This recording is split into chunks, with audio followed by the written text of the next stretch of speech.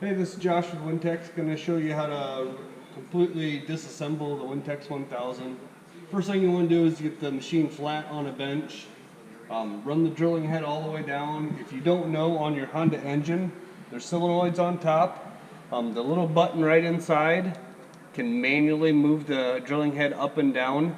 That's no electronics, that's just all manual hydraulics.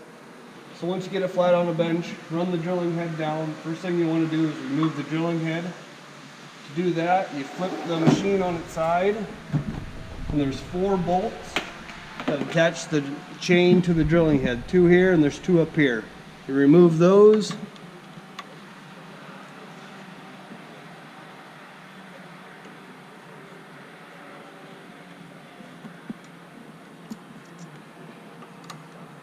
Best thing to use here is a T-handled Allen wrench so you can get in there without having to get your entire hand in there.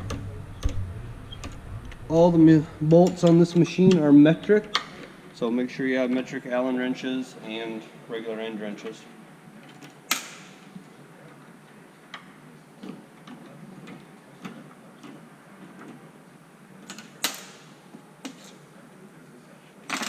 Once you have those bolts off, your next thing will be to remove the lower sensor.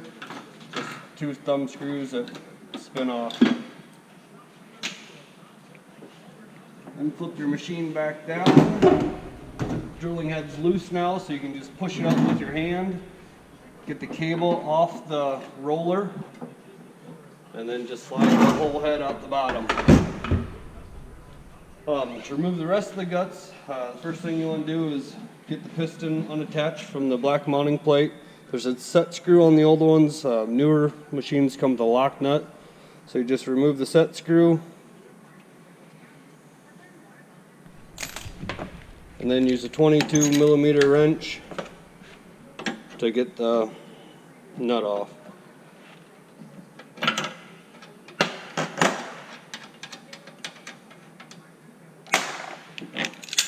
Once that is off, you suck the piston back up using your hydraulics, your Honda engine if you have it.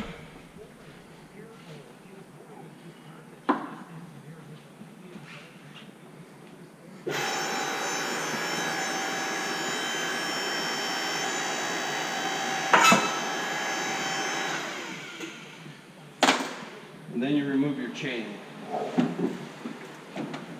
Uses a 6mm head.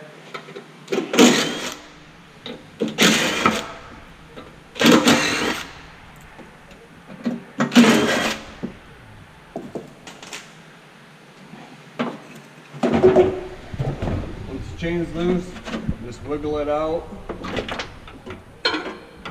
Sometimes it comes out harder. You just gotta pull it out of there.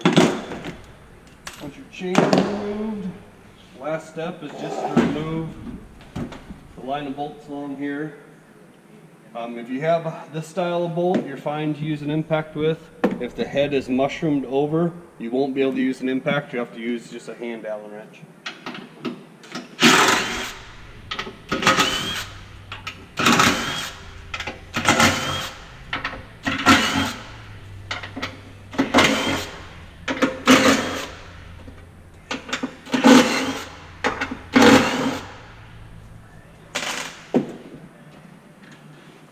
Put it on the side so the whole black piece doesn't hit all the sensors.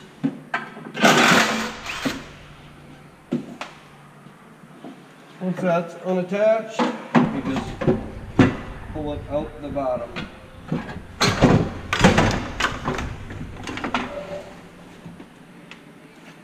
There's 3 different sets of wear pads in here. It's what holds this drilling head rail tight, so there's no vibration into it side by side.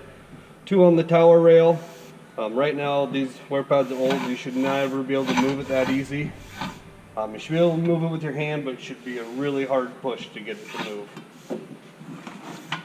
To replace the wear pads, there's 2 flat pieces on the bottom.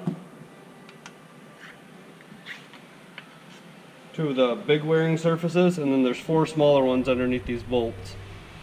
If it's a newer machine, sometimes you just tighten up these 5 bolts and it squeezes the rail tight and you're good to go. Otherwise you have to replace them. Once you get them out, stick them back in. New ones look like this. There's bolt holes already lined up, so you can put it down, tighten your bolts, and there's no spec tightening or specs to how tight to get them. It's all feel. I mean, with the tower rail, you just want to make it very hard to push with your hand. With the drilling head rail, it's the same. You want to be able to start it on the drilling head, push hard, and there should be no play side to side. While you are in here, you might as well check out all your bearings to make sure they roll good. I noticed on this machine, this gear wheel with bearing, see how it's off center? It should look like this, where it's right down the center. So this would need to be replaced as well. After that, make sure when you're putting it back together, you use blue Loctite on all the bolts so nothing comes loose, and just put it back together the same way it came apart. Any questions, you can always call me. Thanks.